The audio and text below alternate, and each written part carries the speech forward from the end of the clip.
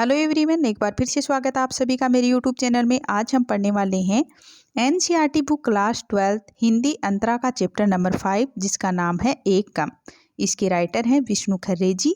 तो यह विष्णु खरे जी की एक कविता है। इस कविता में विष्णु खरे जी ने 1947 में मिली आज़ादी के बाद की भारत की जो जीवन शैली है उसका वर्णन किया है।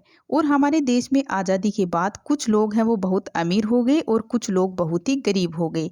तो अमीर बनने की होड़ में लोगों ने अपना स्वाभिमान तक भी बेच दिया और लोगों ने गलत तरीकों का इस्तेमाल करके पैसा कमाया है।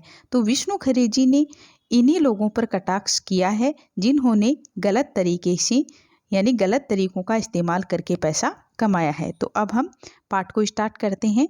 जो हमारी कविता है एक कम। 1947 के बाद से ही इतने लोगों को इतने तरीकों से आत्मनिर्भर, मालामाल और गतिशील होते देखा है कि अब जब आगे कोई हाथ फैलाता है 25 पैसे, एक चाय या दो रोटी के लिए, तो जान लेता हूँ मेरे सामने एक ईमानदार आदमी, औरत या बच्चा खड़ा है।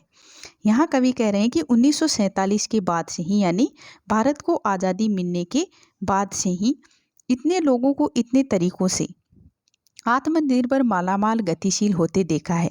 यानी उन्होंने बहुत से लोगों को गलत कामों का सहारा लेकर या गलत तरीकों का सहारा लेकर धन कमाते देखा है। कवि ऐसे लोगों की निंदा करता है और जिन्होंने भी गलत तरीके से पैसा कमाया है और फिर खुद को वे अमीर बोलते हैं कि अब जब आगे कोई हाथ फैलाता है 25 पैसे, एक चाय दो रोटी के लिए, तो जान लेता हूँ मेरे सामने एक ईमानदार आदमी, औरत या बच्चा खड़ा है। तो कवि आगे कह रहे हैं कि उन्हें कुछ लोग ऐसे भी मिले हैं जो 25 पैसे की एक चाय और दो रोटी के लिए बिना किसी शर्म के लोगों के सामने हाथ फैलाते हैं। ऐसे लोगों को देखकर सभी समझ जाते हैं कि ईमानदार है, क्योंकि वह बेईमानी द्वारा पैसा कमाने से बेहतर बिना श्रम किए हुए पैसे मांगना समझता है। तो इन पंक्तियों में कवि ने उन लोगों पर कटाक्ष किया है जो गलत तरीकों से पैसा कमाकर खुद को बड़ा या धनवान समझते हैं। मानता हुआ कि हाँ मैं लाचार हूँ, कंगाल या कोढ़ी, या मैं भला चंगा हूँ और कामचोर और एक मामूली धोखेबाज, लेकिन पूरी तरह तुम्हारे संकोच, लज्जा, परेशानी या गुस्से पर आश्रित। तो यहाँ कवि विष्णु खरे जी खुद को मानता हुआ कि मैं लाचार हूँ, कंगाल या कोढ़ी, या मैं भला चंगा हूँ और कामचोर या एक मामूली धोखेबाज। तो यहाँ कवि विष्णु खरे जी खुद को लाचार, कामचोर, धोखेबाज बता रहे हैं और कहते हैं कि वह इन ईमानदार लोगों की मदद नहीं कर पा रहा है और सब कुछ जानते हुए भी कि इन लोगों को अनदेखा कर रहा है। यह भी कह रहा है कि मैं इन ईमानदार लोगों की मदद नहीं कर पा रहा और सब कुछ यह जानते हुए भी उन लोगों को अनदेखा कर रहा हूँ। यानी कवि है वो यह सब कुछ जानते हुए भी इन लोगों को अनदेखा करता रहा है, लेकिन पूरी तरह तुम्हारे संकोच, लज्जा, परेशानी या गुस्से पर आश्रित यानी किसी के सहारे।